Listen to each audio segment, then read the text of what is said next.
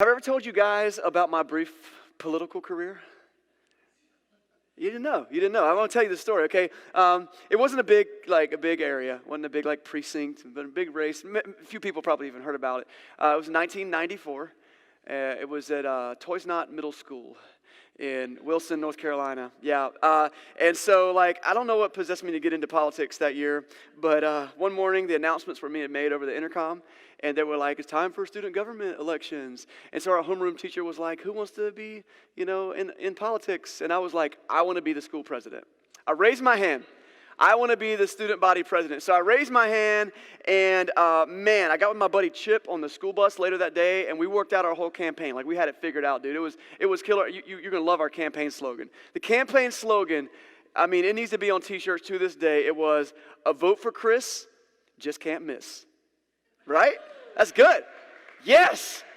Here's the thing. I wish we would have thought of that in 1994. I had no campaign slogan. There was no we barely had posters. I think me and Chip made 2 posters because poster board apparently is too expensive. So we made 2. It said Chris Woolard, student body president. It was red, white, and blue, so that's patriotic. That's not nothing. Okay, so I tried. And then I began to work on my platform. What do I stand for? And I quickly realized I got nothing. I don't know what they need here. I don't really want to do anything. I just kind of thought it would be cool to have my name on the ballot. But the teachers who were overseeing the process were all right, so you need to get together, you need to plan stuff. So I come up with some ideas. I remember sitting with some kids in the cafeteria. No joke. It's like from a TV show. I'm like, here's the thing, guys. If I'm elected president, I will get slushy machines in the cafeteria. And the teacher came over. She's like, Chris, you can't do that. That's not your job. The student body president doesn't get slushies in the cafeteria at the school. I'm sorry. I was like, oh, okay. Then in that case, I got nothing. I have no idea why you should vote for me. And then I found out something else about this campaign, that there would be a speech. I didn't know there would be a speech, and you might not have guessed this because I literally do speeches all the time. It's the main thing I do is do speeches. I did not. I was terrified. I was like, oh my goodness, a speech? What do you mean? They're like, yeah, it's in front of the whole student body. The whole student body? Where? In the auditorium. Everybody? Not just Chip and me? There's going to be somebody else in there? She's like, yeah, they're going to, you're going to talk about why they should vote for you. So all right, okay, I got this. So I remember getting little index cards, and you remember you write down your notes. I wrote some stuff down, but over and over, I was like, I got nothing. I don't know why I'm running for president. I don't know why you should vote for me. So the day of the speech comes, and I remember sitting on the front row in our auditorium, and the girl that was running also, there was a couple people running, the girl that was ahead of me was speaking, and she was crushing it.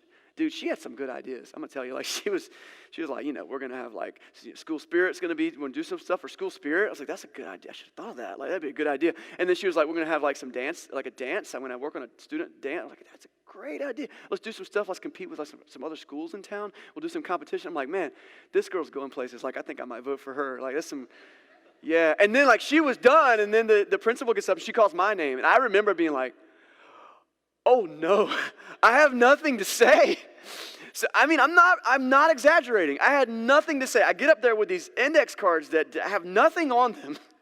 And I get to the little podium, and I must have introduced myself. Maybe she did that, took those words out of my mouth. So now what am I going to say? And I remember just kind of being it felt like there was a million people in there. It was probably not. I'm sure that there weren't because I've seen the auditorium. It's not very big. I remember it felt like the walls were pushing in on me, and my heart rate was oh. And I remember just going I'm going to run for president, and and I don't know how many times I said it was a lot. And then I said, I can't do this. And then I just sat down. I just went and sat on the front door oh. Yeah, no, it's a hilarious story. You can laugh. It's okay. I laugh now, but in the moment, I just remember feeling I am mortified. This is the worst thing that could ever possibly happen to a human being. And there was this awkward moment where the whole school was like, what just, remember the girl that went before me? She crushed it. So it was did they even practice? Does this guy know he was supposed to have a speech? I'm sitting there. I remember my teacher, the principal came and sat down next to me. She was like, Chris, you can do this. The Toys Not Hawks. We get up and we fight. We got spirit. Get back up there and finish. She made me get back up there. I don't know what happened. I don't have any memory of what happened, but I do know that I got off the seat and went back up on the stage still got nothing. Vote for Chris. You should vote for that girl. That's probably your best bet. Vote for her. Now, it's funny today, but I remember at that time, it stuck with me for weeks. And I just was so embarrassed. And I remember like other students being like, I'm like, shut up. You should try it. She's like, I did. I'm the class president. We didn't have slushy machines in the cafeteria, I regret to inform you, and I did not win. So here's the thing. Maybe you've never made a fool of yourself in front of the whole school. Maybe you have, actually. Maybe you have. Maybe you haven't. But my guess is that you've had some moments that were pretty embarrassing. And maybe some moments that you were very ashamed. And so we've all got things that we're not proud of. And the reality is that some of them are public like that. But the majority of the things that we're not proud of, the things that we carry shame about, aren't they private? Like, fortunately, our worst mistakes, for most of us, happen like behind closed doors and in dark rooms, and at least not in front of the whole student body. And there's only a few people who know. But the reality is that feeling of like shame and worthlessness and stupidity, they just sit on us sometimes. And maybe today you're actually carrying some of that with you, or maybe now that you mention it, Chris, I appreciate it. You're right. I do have some shame that I carry around.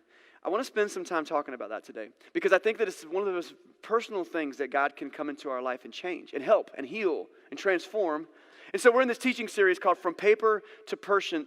And the whole idea of this teaching series is that the words and the stories of Jesus, it's very easy for us to relegate them to just stories in a book. You know, you open your Bible and there's words on a page. But the things that happened were real life people that had real life change, and that transformation continues today. Jesus is alive and well. Last week was Easter Sunday, and the whole idea was about resurrection. Jesus is alive, and he brings us life. And so today what I want to do is I want to say, what does Jesus do in our shame? And let's take that story from paper, put it into person, and I hope that you can walk away not with just an idea of how to feel better about yourself, though that's really good. It's not the goal. But ultimately, how do we get to the source of that shame and really hammer it out and take care of it? So we're going to be in the Bible today. As always, we love to look to the Bible for God's most important truths. We're going to be in the book of John. So grab your Bibles, please. John chapter 4. If you need a Bible, we got some by the door over there on a shelf. It'll be on the screen behind me as well. John chapter 4, starting at verse 4. And we're going to meet this lady who I think understands shame more than anything. She gets this. Now, if you've been in church long or you grew up in church, you're going to know this story. It's a familiar story. If you've never heard it before, awesome. This is a really good Jesus story. I'm really excited that you can hear it. But I want to, as always, for stories that tend to be kind of well-known, I want to encourage you to take off the blinders of whatever perceptions you might have already had about this story and hear it for the first time today anew and see what it means to you. So, John chapter 4, let's jump in. John chapter 4 and verse 4, and it really just jumps right down. It says, now he, talking about Jesus here, now Jesus had to go through Samaria. So he came to a town in Samaria called Sychar, near the plot of ground Jacob had given to his son Joseph. Jacob's well was there, and Jesus, tired as he was from the journey, sat down by the well. It was about noon. Now, that's a pretty straightforward opener, and there's actually a lot of history there, Samaritans and Jews and a lot of stuff going on there. But there's a detail that I don't want you to miss, and it's going to really get us into our gear this morning. It says that there was a well there, and there was a woman that came to get some water, and it was about noon. Oh, the woman hasn't come yet. There's a woman coming. But Jesus is at the well at about noon. And in just a minute, someone's going to walk up on him, and she's going to be there to get some water. And it's very significant that it's happened at noon. Why? Well, no one went to the well at noon. That's not when you go to the well. It's not practical to go at noon. By noontime, you should be back at home. You should be doing the day. So, you needed your water first thing in the morning to get you through the day. And so, I wasn't there. I don't have pictures of it. But from what I understand, reading through scholars and commentaries, is that the idea is that in this region, they most likely would have sent probably women and children to the well in the evening, the previous day. It's practical. It's cooler. It's not as hot. You can have all your water for the next day. Do your dishes. Wash your clothes. Wash your people. Have water to drink. And so, we have this person that's about to walk up, and she is coming in the middle of the day. And that's going to be a trigger for something. We're going to know that something's going on in her life. Okay, so let's just figure out what happens. Verse 7. When a Samaritan woman came to draw water, Jesus said to her, will you give me a drink? The Samaritan woman said to him, you're a Jew, and I'm a Samaritan woman. how could you ask me for a drink? For Jews did not associate with Samaritans. We'll talk about that more in just a second. Jesus answered her, well, if you knew the gift of God and who it is that asked you for a drink, you would have asked him, and he would have given you living water. Sir, the woman said, you have nothing to draw with, and the well is deep. Where can you get this living water? Are you greater than our father Jacob, who gave us this well and drank from it himself, as did his sons and his livestock? And Jesus answered, well, everyone who drinks this water will be thirsty again, but whoever drinks the water I give them will never be thirsty again. Indeed, the water I give them will become in them a spring of water, welling up to eternal life. It doesn't say this, but I think the lady bent over in half and just started laughing out loud because, what? You got like magic water? What are you talking about? You guys, okay. She said, sir, okay. Give me some of this water so I won't get thirsty and have to keep on coming to this well every day. How many gallons of water do you think this woman has carried in her life? And this guy's like, yeah, well, I got this special water. You don't need it anymore. He told her, okay, all right. I'll tell you what, go call your husbands and come back. Go call your husband and come back. I have no husband, she said. And Jesus replied to her, you're right when you say you have no husband. The fact is you've had 5 husbands, and the man you now have is not your husband. What you've just said is quite true. There it is. So you got this lady that walks up to a well, and lo and behold, there's Jesus. And there's a very interesting detail that goes on here is that Jesus is by himself. Did you notice what the rest of his posse was doing? They went into town to get lunch, which is a pretty interesting detail. So he's there by himself. This woman walks up, and he asks her a question, will you get me some water? Wait. That accent, you're not from around here. Now, linguists think that the people that lived in the northern region where the Jews lived, Galilee, that they had this strong accent that was different from even other speakers at the time. And that, so as a southerner, you might get that if you are a southerner. Most of you probably aren't southerners because this is Wilmington. But if you've ever heard a southerner talk, you're like, yeah, you're from here. And you're not, right? So she immediately, I'm sure, saw him and heard him and thought, something's not right here. He asked her for water. And she's like, why are you even talking to me? The Samaritans and the Jews had a history. And I won't even get all into it, but it's pretty nasty over the years. They're pretty racist towards each other. There's political history. There's religious history. It all piles on to the fact that basically Samaritans and Jews just didn't talk to each other. This is also the first century. This is a kind of a very conservative area, and men and women didn't talk in public. Even a lot of times you wouldn't speak to your wife in public. It was just a cultural thing.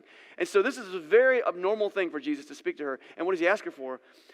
Water. Now, I want to go back to the thing about it being noon, because this is a big surprise to her. People don't come to the well at noon.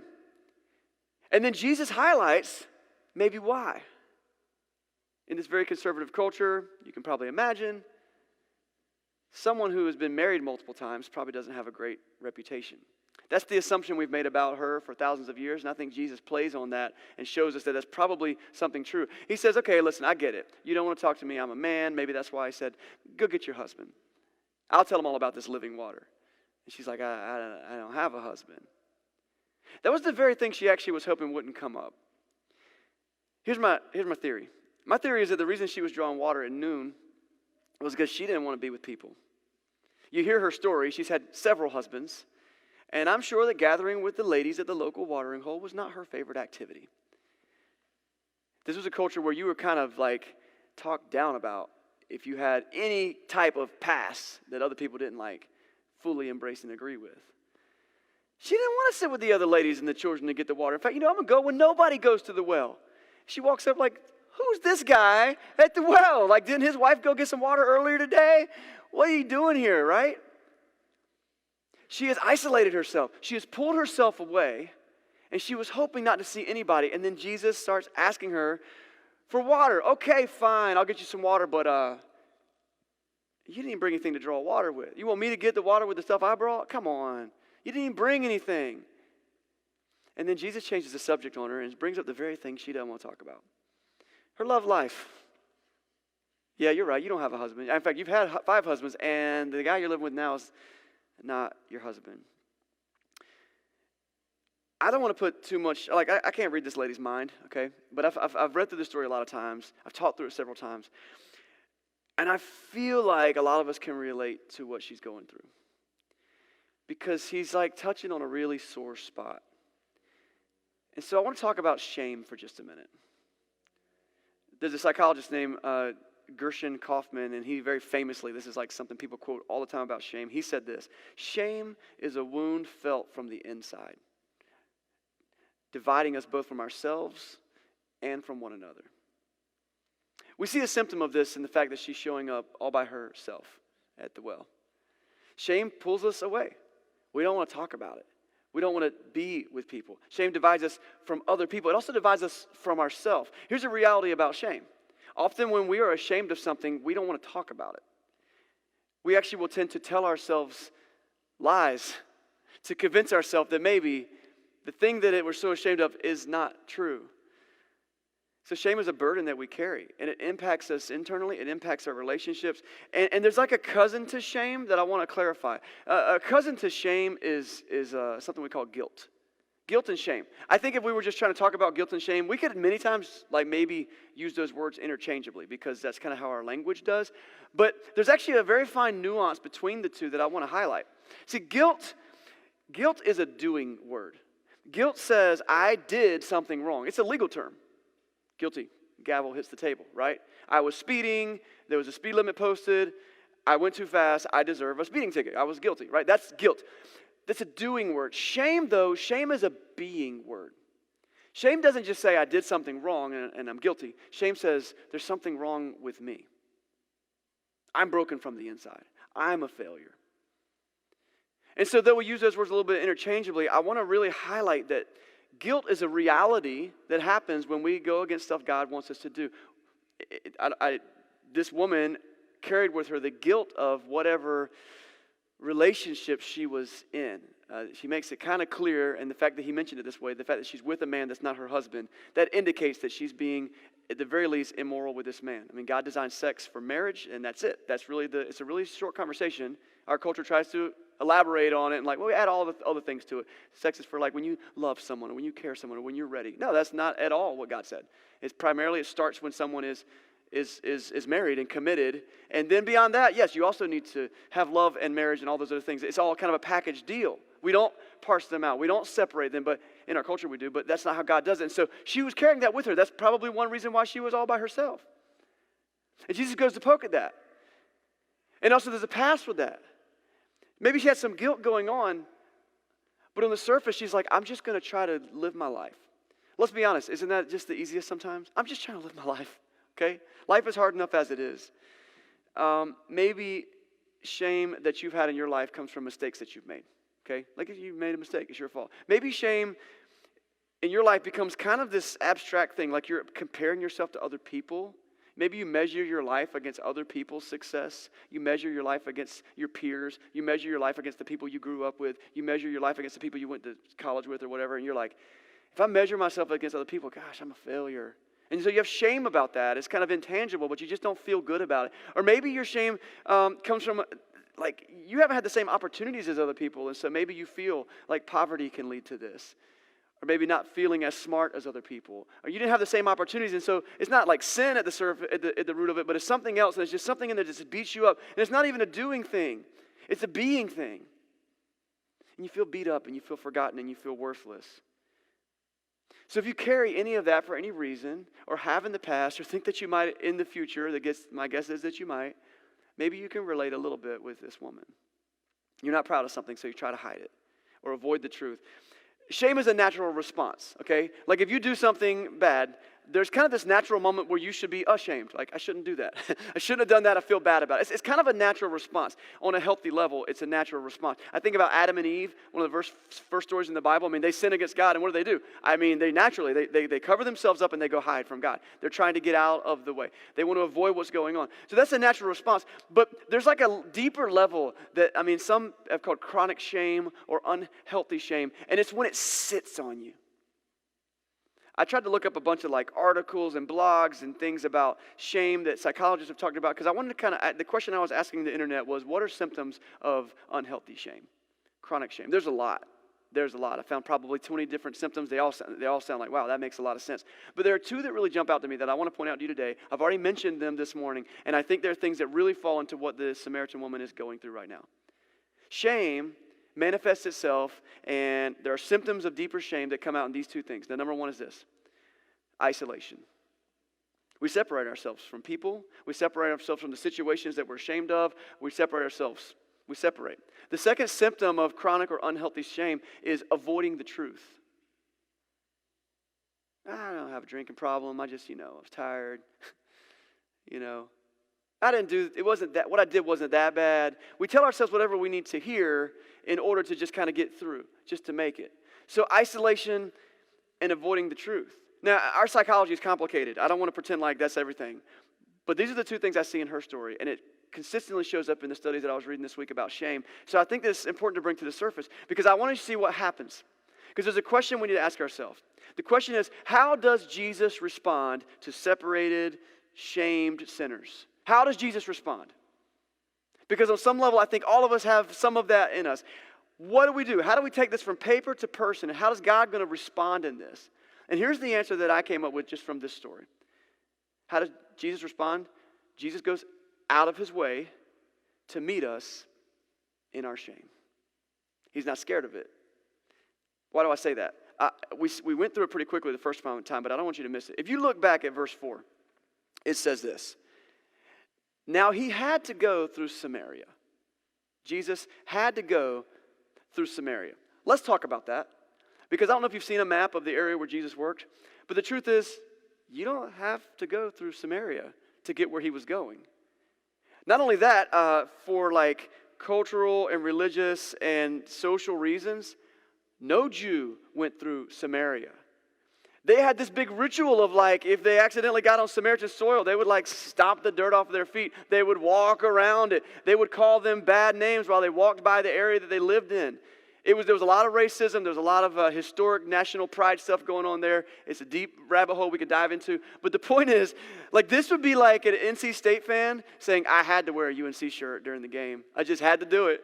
No NC State fan would say that. They'd be like, no, I had to burn that shirt in the front yard. I had to do that. Because you just don't do that during the game or ever, right? If you got that rivalry. And so this is the Samaritans and the Jews.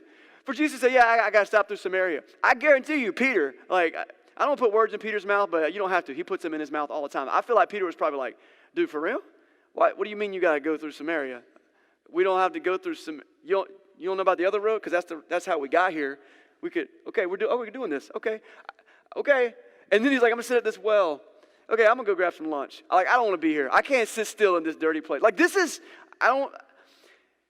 Jesus had to go through Samaria. The truth is, he didn't have to go through Samaria for any geographical reason. I believe that he knew there was a shamed Samaritan woman that was going to come to a well. And he was like, this is it. I don't know why I picture him sitting down like Mr. Rogers, but I just feel like he's just I'm going to wait. And then she walks up and he's like, oh, here she is, right on time. Ding, ding. Can I have some water? He engages it. He breaks all social protocol. If the other guys were there, which is probably why he's like, hey, why don't y'all go grab a Happy Meal? Because Daddy's working. Because they would be like, here she comes, run. I think he went because he wanted to see her. How does Jesus deal with us in our sin? God, this is the thing that we got to know, in our shame. He goes out of his way to be with us. If you don't know the story of Easter that we talked about last week, let me tell you, the story of Jesus is that he went out of his way to be with us. He puts on human skin, he becomes a man, and he makes himself obedient even to death on the cross, even though he's God in the flesh. He had to go through Samaria. And then he asks her for a drink. I love that Jesus just engages her, and he has this conversation. And it gets weird. Hey, listen, it's okay. I don't need the thing to draw water because I got living water. And so he goes into kind of this ethereal conversation, and it must have made her just be like, huh? What are you talking about? Living water? And at first, I got to be honest, I think she might have thought this is crazy. But then the conversation begins to go on. Because when he mentions her husbands and the man that she's with now, immediately she's like, wait, who are you? How did you know that? So you know what she says in verse 19? She says, sir, I can see that you're a prophet. Like she must have assumed, like, okay, you must know things. So since you're a prophet, she does what anybody does who's living in shame. She changes the subject. We're not going to read this right now, but if you keep on reading, I think through verse like about 24 or so, she just starts talking about like all this religious stuff. So since you're a prophet, like I got a question for you. So she goes on, she talks about like, well, the Jews worship like this, the Samaritans worship like this. And what do you think about that? Like, and Jesus has this thing he says about worship. In fact, often when people teach through this passage, this is the passage they focus on. Like he says, true worshipers will worship in spirit and in truth. It's like a really cool sentence. Unpack that. That's good. That's good times. But that's not the point we're making today. So she like changes gears and she pulls it all around. And they get to the point where she's like, okay, wow, this guy's smart. He's not just here to badger me and make fun of me. Like he's like actually answering some pretty deep questions. And she kind of, in the spirit of still changing the subject, I want to get back to verse 25. She says, well, here's what I know. I know that the Messiah, the Christ, is coming. And when he comes, he will explain everything to us. Because they were talking about some deep things, about where people should worship and how it should go and all this stuff. She's like, there's going to be, I've heard our tradition, because the Samaritans and the Jews, their faith was actually very similar. I mean, they used the Old Testament stories and Abraham and all. I mean, that was their same lineage. And they're like, well, our scriptures talk about a Messiah coming, and so he'll explain it. And then Jesus just drops this bomb, okay? And Jesus declares, I who speak to you am he. She's like, I think there's going to be a Messiah. He's going to straighten it all out. She goes, oh yeah, there is going to be a Messiah. In fact, ding, ding, ding, I'm right here. Now, I want to go and give us all a little bit of caution, okay? If you're ever in a coffee house, at the baseball field with your family, someone walks up and says, hey, I who speak to you am he. And people start claiming to be the Messiah. They probably have their own cult and a website, and you can get a t-shirt. I recommend that you proceed with caution. I don't know what it was about Jesus. I have to believe it was God's Holy Spirit prompting her, first of all, because that's the only way that we connect with God. I have to believe there was like maybe something in his eyes, the way he spoke, the compassion she used. Probably the very fact that like, wow, this guy is just, he is kind of talking to me like he shouldn't be, and he's not treating me like trash. I don't know, but for whatever reason, she believes him. I who speak to you am he. I'm the Messiah. And she's like, well, I'll be dog.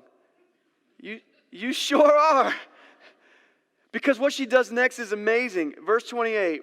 Then, leaving her water jar, the woman ran back to town and said to the people, listen to this, because imagine you're the people who talk trash about her all the time. Come see the man who told me everything I ever did. And I'm thinking every dude in town was like, I'd kind of like to hear that story, actually. And so they perk up and she says, could this be the Messiah? Whatever she said convinced them to come out. It says they came out of town, they made their way towards him. And this conversation ends pretty abruptly. I think a lot of times the scriptures that we have where Jesus is having conversations with people, like we just get the Cliff's Notes. Like I feel certain there was a lot more conversation because he's Jesus and man, I just feel like he would say more, but I can't say that that's what happened. But what I do know is that after this abrupt account of it, this lady hightails it to her town. She tells everybody, I think the Messiah is at the well, and everybody's like, let's go out and see him. It says this in verse 39. It says, many of the Samaritans from the town believed in him because of this woman's testimony. He told me everything I ever did. It's a key detail, and it seems out of place. Because like if someone came and told you about all of their divorces and stuff, like I don't know how that would convince me that Jesus was the Messiah, but I think it actually plays into this shame thing. So when the Samaritans came to him, they urged him to stay with them, and he stayed 2 days. And because of his words, many more became believers. Did you see that? They believed him at first because, like, wow, this guy seems to know something about her. Like it was just that knowledge that he had. But they had faith in him because of the many words he shared later. He stayed 2 more days. I would love to have heard those lessons. What did he say? For a Jewish rabbi to come into a Samaritan village and convert them to become his disciples, that's wild. They said to the woman, we no longer believe just because of what you said, but now we've heard it for ourselves. And we know that this man really is the Savior of the world. So this woman meets the man who can take her sins away, heal her of her shame, and she wants everyone to know about him. She brings him out. I want you to notice something here. Her first priority was to tell people. I told you 2 symptoms of shame are isolation and avoiding the truth. very common symptoms of shame: isolation and avoiding the truth. And once she meets Jesus, something shifts in her. The first thing she does is she breaks her isolation. You notice that? Like, I'm thinking the lady who wants to be away from everybody is going to just be like, cool, thanks, good to meet you, sir. And take her little message about the Messiah back with her jug and go make lunch. But she immediately breaks her isolation. And the second thing she does is she breaks the lies she was telling about herself, or at least the truth she was hiding. My guess is normally when she walked into town with her jar, she'd be like, make my way to where I live. And she runs to the town square. And what does she announce? I just met a guy who told me everything I ever did. And I'm not afraid to talk about it anymore. Yeah, I did some stuff. What? I did some stuff. But I just met the Messiah. And he told me that it's going to be okay. I think when it comes to symptoms, we got to understand something. There's a lot of symptoms in our life of like that things aren't going well. And often when we have symptoms, like life isn't perfect, I want to tell you something. Those things that are happening that are inconvenient or hard or hurtful, many times those things are actually just symptoms of a deeper problem. In this case, isolation and avoiding the truth. If you just treat symptoms, it doesn't help anything. I'm going to tell you something. I work on cars a lot, okay? If you ever get a check engine light in your car, you need to reach in your glove compartment, you need to pull out a Sharpie marker, and you need to color your dashboard until you can't see the light anymore, and the problem's fixed, right? No, that's stupid. No, because the light came on because something's broken deeper inside. But that's how we treat our problems all the time. Parents, if your kids are going crazy, and they have no discipline, and they don't respect you, that's annoying, isn't it? And they're really loud, and I just want to read my book. That's just a personal thing I needed to get off my chest. But the fix for that is not just give them another screen and they'll be quiet for a while. We should get a bigger house. Yeah, then we can't hear them. Let's send them to grandma's house. Let her deal with it. You're just dealing with the symptoms. Well, grandma might deal with something deeper than the symptoms. But you're just dealing with the symptoms, the annoying, the loud, the bad behavior. You're just like, just stop it. No, what they need is love and affection and boundaries and discipline and clear communication. Like, that's what they need. So you get it, right? If you have a fever, you need to deal with the infection, whatever it is. And so when it comes to the symptoms of shame, I think it's important for us to understand the root of a lot of our shame, especially that chronic shame, often is spiritual. It's sin. And Jesus comes into this lady's life and he doesn't say, hey, listen, let me help you get happy. You know what you need to do? You need to join a club. You need to join a club, be with some people, you know. I've been married 5 times, anonymous, and go to that club and hang out with all the other people who have all the same problems as you do, and then that'll fix it. That'll fix it because you need community. You know what? You're kind of covering up the truth. Here's what I want you to do. I want you to start a journal, and I want you to just write out the truth over and over again. Like those are good things. I'm not down in them. But if deep down she's still living in sin, and we know this about her particular story, she's living with this person, it's not her husband. She's obviously understands that that's not what God's best for her. And so we've got to deal with things at the root. I have no doubt that Jesus spoke to her about her relationships, about her self-image, about other spiritual things. They just had a conversation about worship in the verses we skipped. And what I know about Jesus is that his number one thing is he helps forgive us of our sin. He often, when he's teaching people in the gospel, says, okay, go now and sin no more. I forgive you. It doesn't say that in the scripture, but man, she must have heard something that compelled her to break through the symptoms and get to the root. If you treat the root, the symptoms will disappear. She says, come and hear the person that told me everything I've ever done. That one sentence shows me that her shame was at least temporarily removed. She wasn't scared to talk about it anymore. Okay, that's the story. Every week, I love to give us a challenge to take home. And this one was a little harder because it's going to be different for all of us. Okay, so here's the thing I want to throw in front of us. I want to encourage everybody to do this week. The challenge is this. I want to challenge you to deal with a sin problem this week at the root by dragging it out into the light. Out of the darkness and into the light. I want to put a mental image in your mind, okay? Sin in our lives is cockroaches.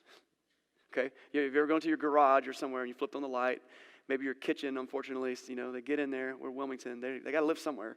And then what do when the light comes on? They scatter. That's a lot of times what we do with our sin. When we get in the presence of God or we come to church, we just kind of scatter our sin away. We tuck it away. We compartmentalize it. We hide it in closets, under rugs. We don't deal with it. We just let it go somewhere. I want to share with you a scripture. Ephesians chapter 5, verse 11 through 13 says this. It says, have nothing to do with the fruitless deeds of darkness, but rather expose them. Our gut reaction, and shame leads to this. It's Adam and Eve in the garden covering up and hiding from God. Our gut reaction when we know we've disobeyed God or dishonored him, our gut reaction is just to hide out, cover it up, pretend like it didn't ever happen. If you ever walked in on a kid doing something wrong and real quick you're like, I didn't eat cookies, cookies all over their face. We lie. We avoid the truth. We isolate. Whether it's chronically or just initially, if there's guilt there, the way to heal it is that we drag it out of darkness and expose it to the light. Verse 12, it says, it is shameful even to mention what the disobedient do in secret. But everything exposed by the light becomes visible. And everything that's illuminated becomes light. God knows about your sin. It doesn't surprise him. But for us to keep it in our cubby holes of our life doesn't deal with it. He encourages us actually to drag it into the light. The Gospel of John, what we just read with the Samaritan woman story, in the very first chapter, the Apostle John says that Jesus is the light of the world. So let's go back to the challenge, put it back up there. What I mean by this, deal with a sin problem at the root this week by dragging it out into the darkness and into the light, that's going to be personal to you. What does it mean to take something that you have shame for, or that you're guilty for, or that you're keeping from God or other people? What does it look like for you to drag it into the light? Maybe for you it starts by just writing it down, like admitting it to yourself. Maybe for you it means pulling a friend aside and say, listen, I did something that I need to talk about. At the very least, what I want to encourage you to do, if Jesus is the light and we want to drag it into the light, start out by talking with him about it. Lord, I messed up and I just need to get this off my chest to you first. And then follow that trail to completion. Let the light just burn out the darkness.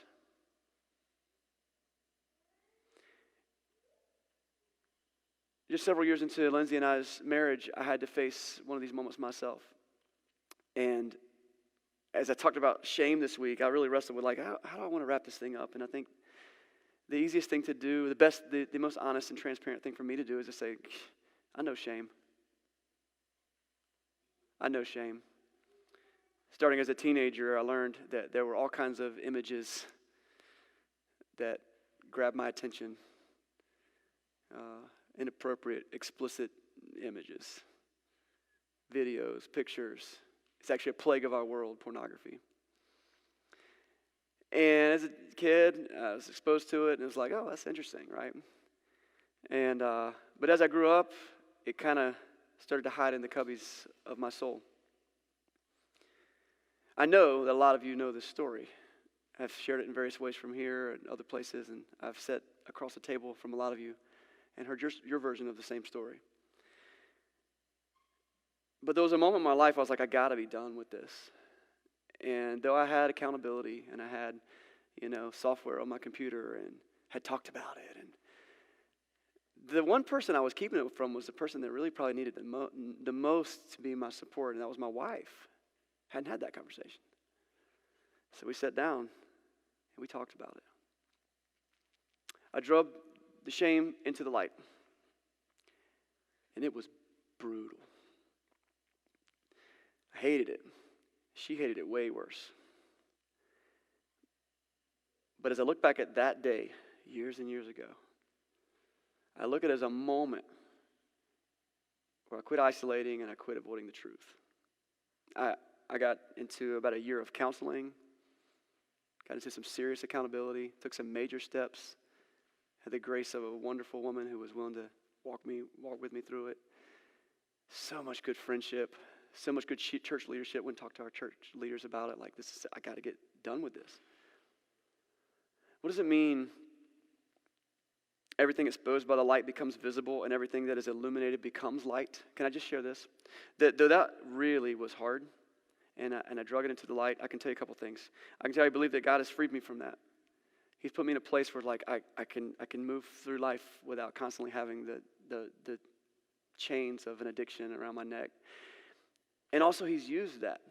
I can't tell you how many one-on-one conversations I've had with people where I was able to bring my mess into the light in front of them. Say, look, this is my past, this is what I've dealt with. And that other person was like, I'm so glad you shared that. And it helped them to get onto a healing journey themselves. Because when we drag stuff out of the darkness into the light, anything that is illuminated becomes light. Even our sin, God can use to his glory. Even our brokenness, even our shame, our despicable nature. If we will drag it before him into the light, he can say, finally, I can work with that. I can work with honesty. I can work with transparency. I can work with accountability. And I got limitless light for your darkness. I don't know what it is that you need to drag into the light this week. But I'm going to tell you, if you continue to let your shame keep you from bringing it to the forefront and laying it before your God and before the people that you love, it will hold you hostage. But when you take paper to person and you see that God's got a plan for that, what does Jesus do for separated, sinful, shamed people? He goes out of his way to meet them. And he's waiting for you right now. He's ready for this. Let's pray.